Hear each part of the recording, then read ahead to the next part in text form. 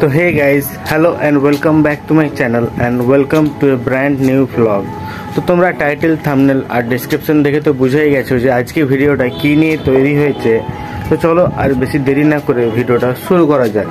So let's start. সকাল সকাল স্নান খাওয়া কমপ্লিট করে মাকে টাটা বলে বাবার সাথে বাইকে করে বেরিয়েছিলাম স্টেশন যাব বলে, কারণ আজকে আমাকে কলকাতা যেতে হবে, কারণ আমার আজকে পরীক্ষা আছে। স্টেশনে পৌঁছানোর কিছুক্ষণ বাদেই আমাদের ট্রেন চলে এসেছিল আর আমিও ট্রেনে চেপে গেছিলাম আর চারিপাশের সৌন্দর্যটা উপভোগ করতে করতে এগিয়ে যাচ্ছিলাম। 1 hour later.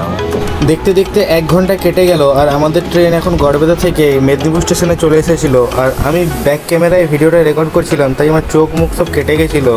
মেদিনীপুরে 5 মিনিট দাঁড়ানোর পরে আবার আমাদের ট্রেন এগিয়ে যাচ্ছিল পরবর্তী স্টেশনের দিকে। আর মেদিনীপুরে দেখতেই পাচ্ছ অনেক লোক উঠেছে।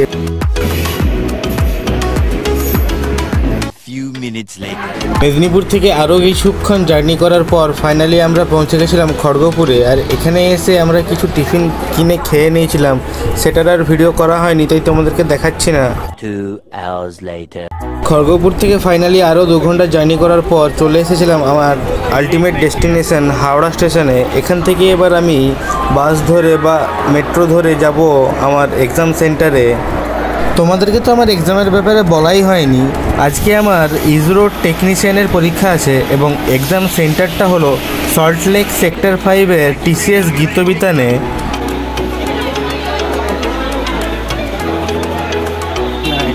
স্টেশন থেকে আমরা বেরিয়ে গেছি আর এখন যাচ্ছি বাস স্ট্যান্ডের দিকে, কারণ বাসে করে এবার আমি শিয়ালদা যাব। আর তোমরা যারা আমার মতোই এরকম লং জার্নি করছো তাদের সবাইকে বলছি যে এত গরমের মধ্যে তোমরা ব্যাগে অবশ্যই একটা ছাতা, গামছা আর তার সাথে পর্যাপ্ত জল রেখো, কারণ এই গরমে বাইরে বেরোলে একটুতেই জল তেষ্টা পাবে আর জল না খেলে শরীর খারাপ করে যাবে। তারপরে আমি আর আমার বন্ধু সবাই বাসে চেপে গেছিলাম আর বাসটা এখন খালিই ছিল, একটু পরে বাসটা ছাড়বে। A few minutes later. এখন আমরা শিয়ালদা বাজার পৌঁছে গেছি এবং ওভারব্রিজ ক্রস করে এগিয়ে যাচ্ছি সামনের দিকে। আর ওই যে দূরে দেখতে পাচ্ছ শিয়ালদা স্টেশন লেখা রয়েছে, তো আমি ও পাশেই নামবো। বাস থেকে নেমে যাওয়ার পরে এখন আমি মেট্রো স্টেশনের দিকে এগিয়ে যাচ্ছি। ওই যে দূরে লেখা রয়েছে DTDC শিয়ালদা মেট্রো স্টেশন। এর আগে আমি কখনো শিয়ালদা মেট্রো স্টেশনে আসিনি, তাই আসার আগে একজন কাকুকে জিজ্ঞাসা করে নিয়েছিলাম রাস্তাটা। মেট্রো স্টেশনে প্রবেশ করে গিয়ে টিকিট কাউন্টার থেকে টিকিট কেটে এখন এসকেলেটর দিয়ে নেমে আমি প্ল্যাটফর্মের দিকে যাচ্ছি। এই হলো আমার টিকিট। শিয়ালদা থেকে সল্টলেক সেক্টর 5 অবধি আমি যাব। আর আমি মেট্রো স্টেশনের প্ল্যাটফর্মের কাছে চলেও এসেছি যেখানে মেট্রোটা আসবে, তো এখনও এসে পৌঁছয়নি, তো আমি অপেক্ষা করছিলাম। তো চলো যতক্ষণ না মেট্রো আসছে ততক্ষণ তোমাদেরকে পুরো প্ল্যাটফর্মটা একটু চারিদিকটা ঘুরিয়ে দেখিয়ে দিই। তোমাদেরকে প্ল্যাটফর্ম দেখাতে দেখাতে ইতিমধ্যে আমার মেট্রো চলে এসেছিলো আর আমি মেট্রোতে চেপেও গেছিলাম, কিন্তু ভিড় থাকার কারণে আর ভিডিও করতে পারিনি। A few minutes later.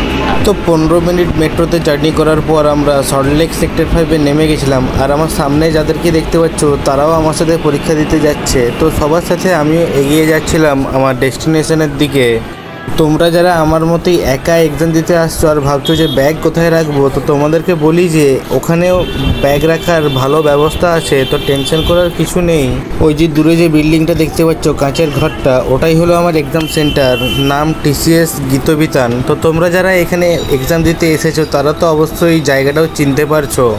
Exam সেন্টারের ভেতরে অলরেডি প্রবেশ করে গেছি, কিন্তু তোমরা হয়তো ভাবছো যে আমি এখনও কি করে ভিডিও করছি। তো তোমাদেরকে বলি যে এখানে চেকিংয়ের আগে অনেককেই দেখছিলাম যে ফোন বের করে ছবি তুলছিল, তাই আমিও একটু সাহস দেখিয়ে একটু ভিডিও করে নিলাম। এটা হলো আমার এক্সামের admit card. 2 hours later. Finally আমার এক্সাম কমপ্লিট হয়ে গেছে আর আমি এখন চলে এসেছি বাস ধরবো বলে। তো বাস ধরার জন্য আমি এখন বাস স্ট্যান্ডের কাছে দাঁড়িয়ে আছি যেখান থেকে হাওড়ার বাসগুলো যাবে।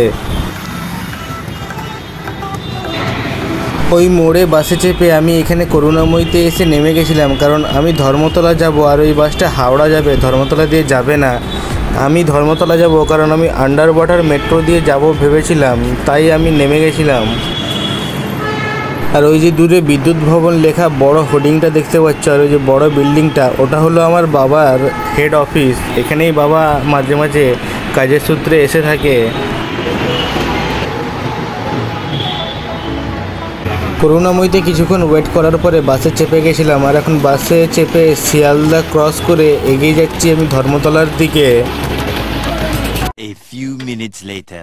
তো ধর্মতলায় আমি এখন নেমে গেছি বাস থেকে, এবার হেঁটে হেঁটে এগিয়ে যাচ্ছি মেট্রো স্টেশনের দিকে। আর ওই যে দূরে দেখতে পাচ্ছ হ্যালোজেনের মতো বড় একটা টাওয়ার, ওটা হলো ইডেন গার্ডেন স্টেডিয়াম। এখন আইপিএলের মরশুম চলছে আর এখানে কেকেআরের হোম ম্যাচগুলোও হবে, কিন্তু আনফর্চুনেটলি আজকেই কোনো ম্যাচ ছিল না। তো তারপরে আমি মেট্রো স্টেশনের ভেতরে প্রবেশ করছিলাম, কারণ আমাকে টিকিট কেটে জলদি করে যেতে হবে, আমাকে আবার ট্রেনও ধরতে হবে, তাই জলদি জলদি যাচ্ছিলাম।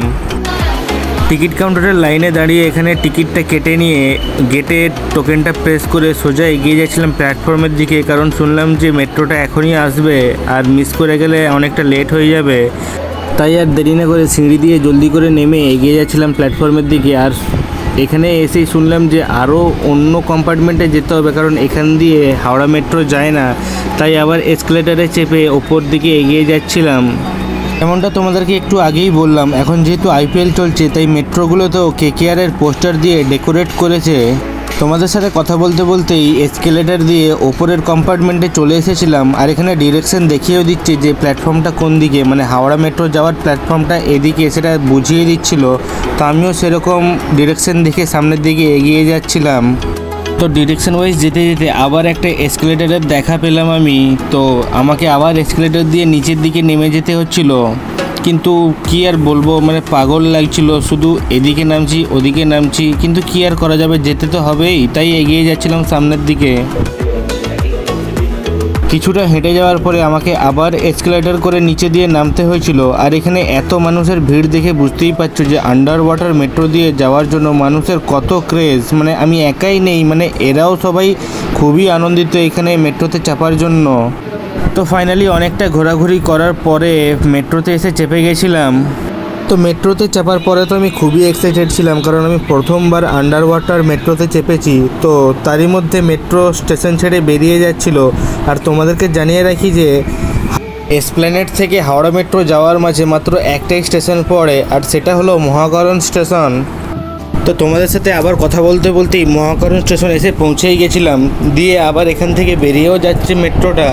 তো আমরা এখন এগিয়ে যাচ্ছি হাওড়া মেট্রোর দিকে। আর গঙ্গার তলায় প্রবেশ করতেই চারিদিকটা কেমন নীল হয়ে গেছিল, আর আমরা 48 সেকেন্ডের মধ্যেই গঙ্গা নদী পার করে গেছিলাম। গঙ্গা নদী ক্রস করে ফাইনালি আমাদের মেট্রো প্ল্যাটফর্মের দিকে প্রবেশ করছিল। আর সারাদিনে জার্নি করে দেখতেই পাচ্ছ আমি একদম এক্সস্টেড হয়ে গেছি পুরো। তো ফাইনালি গেট খোলার পরে আমরা মেট্রো থেকে বেরিয়ে এগিয়ে যাচ্ছিলাম এসকেলেটর দিয়ে ওপরের দিকে।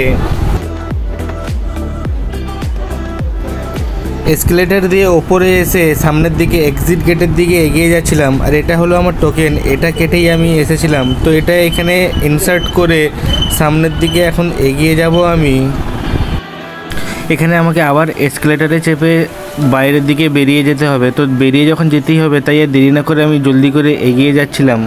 আর এখানে দেওয়ালের সিনারিগুলো কিন্তু খুব দারুণভাবে এঁকেছে। আর হাওড়া মেট্রোর ডিটেল ভিডিও তোমাদের জন্য পরে একদিন নিয়ে আসবো। আমি এখন মেট্রো স্টেশনের বাইরে চলে এসেছি। আর এটা হলো মেট্রো স্টেশনের আউটার লুক, একদম সদ্য নতুন তৈরি হয়েছে। আর এটা দেখতেই পাচ্ছ পাশে স্টেশন রয়েছে। আর আমাকে এখন 22 নম্বর প্ল্যাটফর্মে যেয়ে দাঁড়াতে হবে, কারণ ওখানেই আমার ট্রেন আসবে। তো প্ল্যাটফর্মে যাওয়ার আগে এখানে কিছু খাবারের জিনিস কিনে নিচ্ছিলাম, কারণ খুব খিদে পেয়ে গেছিলো আমার। আর ব্যাগে আমার কিচ্ছু খাবার ছিল না, সকাল থেকে যা ছিল খেয়ে নিয়েছিলাম। তাই এখানে যা ইচ্ছে করেছিল কিনে নিয়েছিলাম। আর খাবার কিনে নিয়ে আমি 22 নম্বর প্ল্যাটফর্মের দিকে এগিয়ে যাচ্ছিলাম।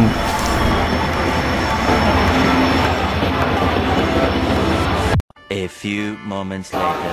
তারপরে আমার টিফিন খাওয়া শেষ হতে অ্যানাউন্সমেন্ট হলো যে ট্রেন প্ল্যাটফর্মে ঢুকছে। তাই আমি আরও সামনের দিকে এগিয়ে যাচ্ছিলাম, কারণ সামনের দিকে একটু ভালো সিট পাওয়া যাবে। তো ইতিমধ্যেই আমাদের ট্রেন এসে পৌঁছে গেছে প্ল্যাটফর্মে, দেখতেই পাচ্ছ।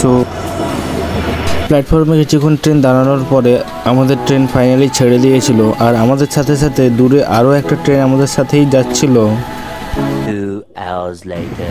2 ঘন্টা পরে ফাইনালি আমাদের ট্রেন খড়গপুর স্টেশন ঢুকছিল। এবং আমার চেহারা দেখেই বুঝতে পারছি যে আমি কতটা এক্সস্টেড হয়ে গেছিলাম, মানে ঘুম পাচ্ছিল। কিন্তু কি আর করব, ঘর পৌঁছানোর আগে অবধি আমাকে ঘুমটা কন্ট্রোল করে রাখতেই হচ্ছিল, কারণ ট্রেনে যদি ঘুমিয়ে যেতাম তাহলে স্টেশন মিস হয়ে যেতে পারতো। আর খড়গপুর স্টেশন আসতেই আমার কম্পার্টমেন্টের অর্ধেক মানুষ মানে অর্ধেক প্যাসেঞ্জার সবাই নেমে গেছিলো, পুরো ট্রেনটাই দেখতে পাচ্ছি এখানে খালি হয়ে গেছে। A few moments later. খড়গপুরে ট্রেনটা কিছুক্ষণ দাঁড়ানোর পরে ফাইনালি ছেড়ে দিয়েছিল, আর কিছুক্ষণ দেখতে দেখতেই 10-15 মিনিটের মধ্যে আমরা মেদিনীপুর স্টেশন পৌঁছে গেছিলাম। এই যে দেখতে পাচ্ছ এখন প্ল্যাটফর্মে ঢুকছে ট্রেনটা। 1 hour later. তো আরও 1 ঘন্টা পার হয়ে গেল, আর এবারে আমার বাড়ি যাওয়ার পালা। আমার স্টেশন চলে আসছে গড়বেতা। তো আমি এখন গেটের সামনে চলে এসেছি, কারণ আমাকে জলদি নেমে ঘর যেতে হবে। তো এখন ইতিমধ্যেই আমার ট্রেনটা প্ল্যাটফর্মে চলে এসেছে।